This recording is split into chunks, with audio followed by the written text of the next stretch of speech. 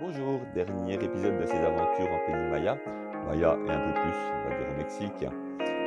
Aujourd'hui, je vais vous raconter quelques petites choses en vrac, quelques petites choses comme ça. Donc ça ne se passe pas en pays Maya, ça se passe au Guadalajara. Une année où je devais aller, comme j'allais très souvent au Mexique pour la formation, je restais 2 semaines. Et cette année-là, Oscar avait organisé un voyage en pick-up en terre Maya, justement. Donc ils étaient 8-9 avec moi, enfin 9-10 personnes. Et je prends l'avion, je vais en Allemagne, je reprends l'avion pour les USA. C'était la première fois que je passais par les USA et je m'étais toujours dit, le jour où je passerai par les USA, il se passera un truc. C'est un pays que j'adore, on va dire. Non, c'est un très beau pays après, tout est... Voilà, c'est comme ça. Il y a des côtés un peu bizarres. Et évidemment, ça n'a pas raté, il fallait faire l'ESTA, une espèce de visa des États-Unis. C'est ce pays qui fait ça, hein, parce que même si on se pose sur les aéroports, qu'on redécolle tout de suite, il faut quand même un visa. Donc voilà, c'est un pays de paranoïaque.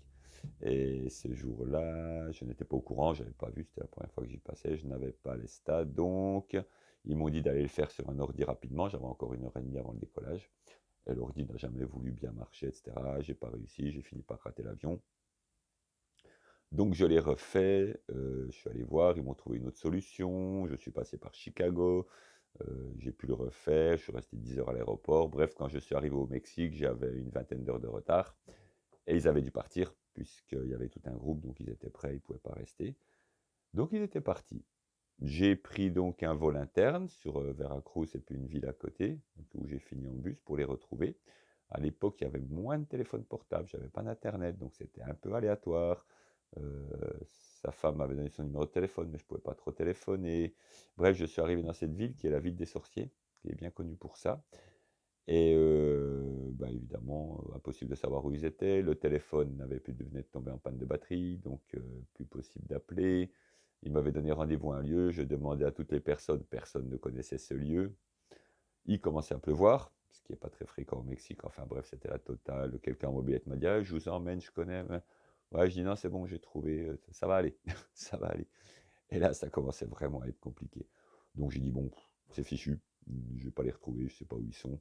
Donc je vais aller manger un petit quelque chose, il y avait un truc d'ouvert, je me pose, je leur demande pour recharger le téléphone, je leur dis, à tout hasard, tiens, je cherche le lieu là, vous savez pas où c'est? Ils me disent, si, si, c'est la maison à côté.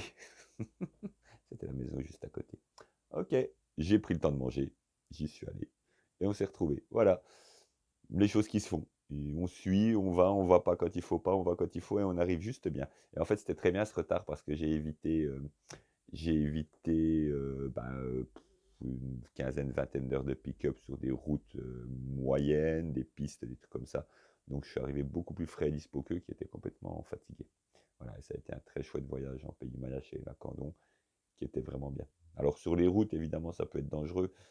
Une fois, un petit truc, on était sur une voie rapide, 2 fois 3 voies, très bien.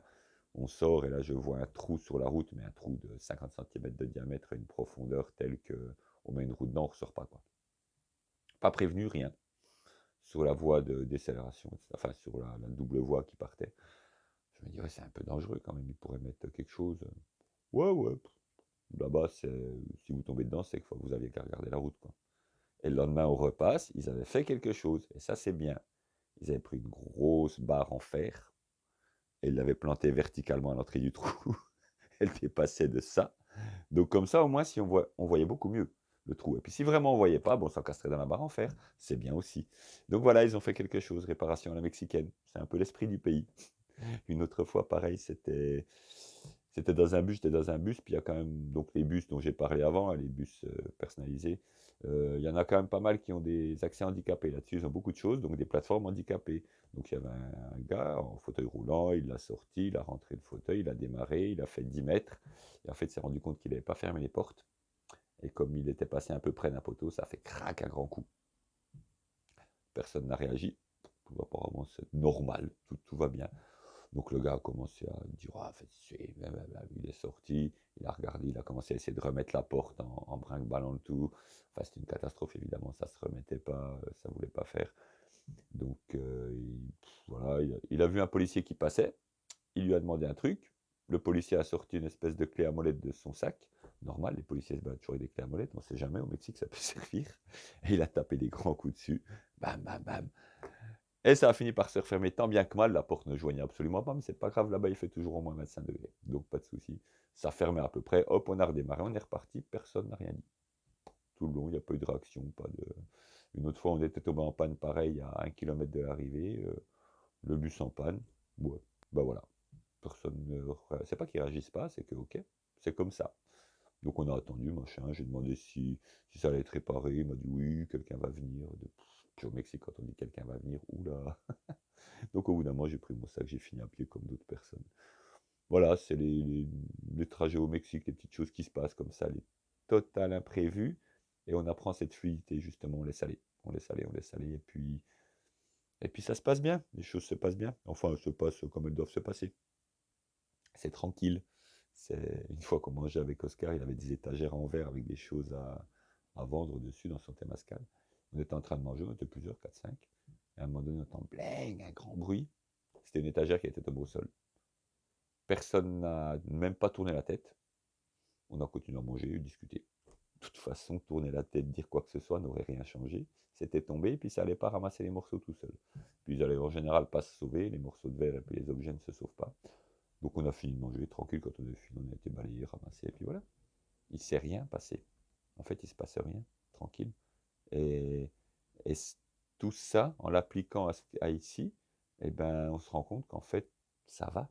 En fait, ça va, c'est pas très grave, tout va bien.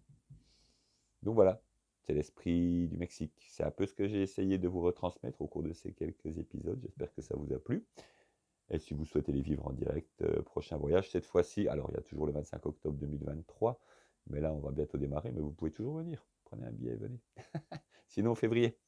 On repart fin février, donc voilà, on y retourne et on fera 1 ou 2 voyages selon le nombre de personnes. Fin février, au Mexique. Voilà, la belle vie. Et c'est tout. Et tout va bien. Allez, je vous souhaite de belles journées et vous dis nos veremos próximamente. Hasta luego. Besitos.